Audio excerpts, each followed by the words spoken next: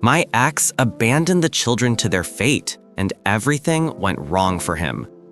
I'm a 37-year-old man, divorced for a year. My ex, 36, and I have two 17-year-old children. They stay with me half the month under shared custody. Even though they spend significant time with me, I still pay child support for the days they're with her, plus alimony. Our divorce was far from amicable, and we currently do not speak. The decision to divorce came after years of arguments in the final years of our marriage, during which I felt she had become a completely different person. The tipping point was our last argument, where she yelled at me, expressing regret over our marriage. After that incident, I decided to leave and later filed for divorce. After our separation, she made no effort to reach out or even communicate with me. It has been a year since the divorce was finalized. About 6 months after, she started a new relationship, which I learned about through mutual acquaintances. Initially, I felt disappointed at her quick move forward, but I realized there was little I could do to change it. I decided not to address it with her. Our interactions have been limited strictly to discussions about our children, without delving into personal matters. This approach has defined our communication for the past 6 months. Despite feeling slightly hurt by her rapid progression, I recognized her continued dedication as a loving mother and refrained from actions that could disrupt the well-being of our family. However, a recent incident drastically altered my perception of her character, making me question her suitability as a mother. 10 days ago, while I was on a business trip, we had arranged for her to bring the kids to my house. On the second day of my absence, coinciding with our scheduled custody exchange, I contacted my ex-wife to ask her to care for the children for 3 additional days until my return. She agreed, and I have documented proof through screenshots of our conversation. Trusting our arrangement, I continued my trip without worry. However, in the afternoon of the second day, an unexpected call from my son revealed a problem. He asked where I was, explaining that their mother had left them at my residence, assuming I was there to receive them. Discovering I was absent, they were left standing outside in the cold, waiting at the door for 15 minutes. I instructed them to seek temporary shelter at our neighbor's house, but they were also absent, leaving the kids without immediate refuge. Our mostly empty street, due to new housing and occupied homes, offered little comfort. The only neighbors, an elderly couple across the street, were not home.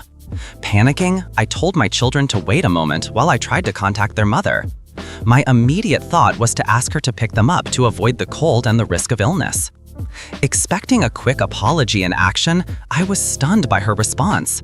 She bluntly stated that the children were my responsibility since it was technically my time to care for them. I was speechless, desperately pleading for her to reconsider, not for me, but for our kids' safety. She abruptly ended the call. Trembling, I tried texting her to reconsider, at least for the kids' safety and comfort. She responded dismissively, citing her plans with her boyfriend and her 8th anniversary as her priority. More than 20 minutes had passed since my son's first call, leaving the kids exposed to the cold for roughly 35 minutes. I had to call Child Protective Services, who arrived within minutes and took the children to my parents' house outside the city. My children were too young to get there on their own, unfamiliar with buses or routes. My in-laws had passed before my marriage, and no other relatives were available, so my parents' house was the best option. I also reported my ex for neglecting the children and putting them in danger. When the authorities found them, they were sitting on my doorstep, wrapped in my youngest son's blanket to stay warm. I felt awful but relieved once they were safe.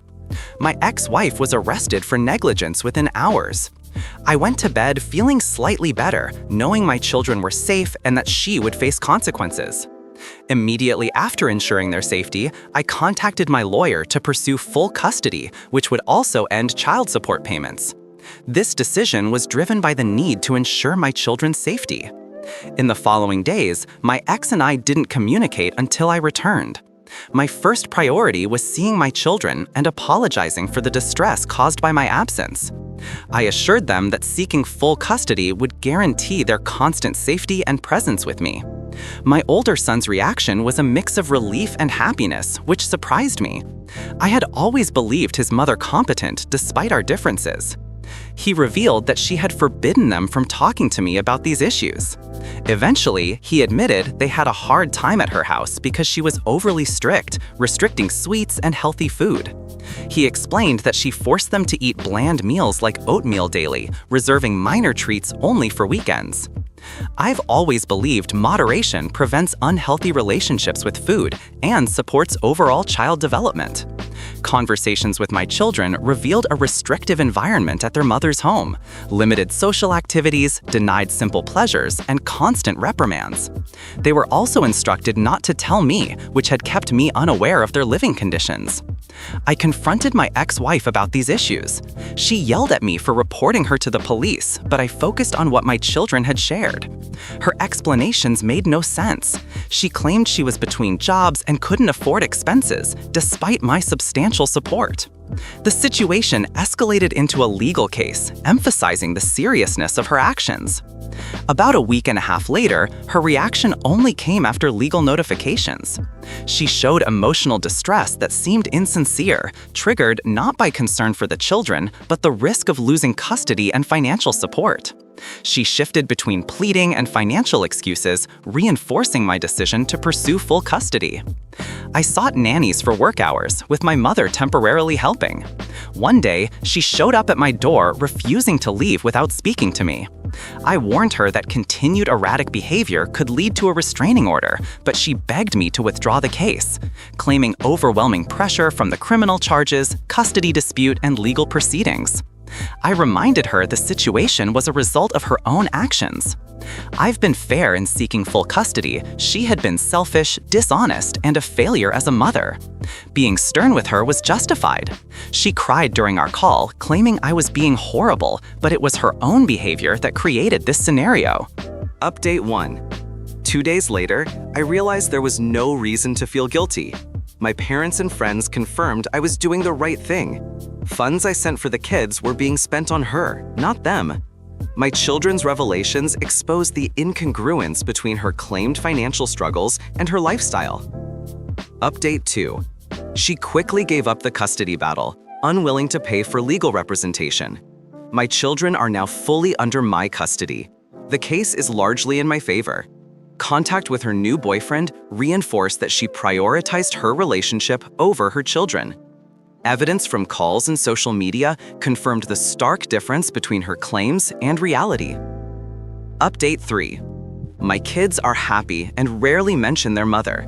She lost the case and owes a substantial amount. I no longer have to worry about her reckless spending or the well-being of my children. I've fully moved on, focusing on their safety and happiness.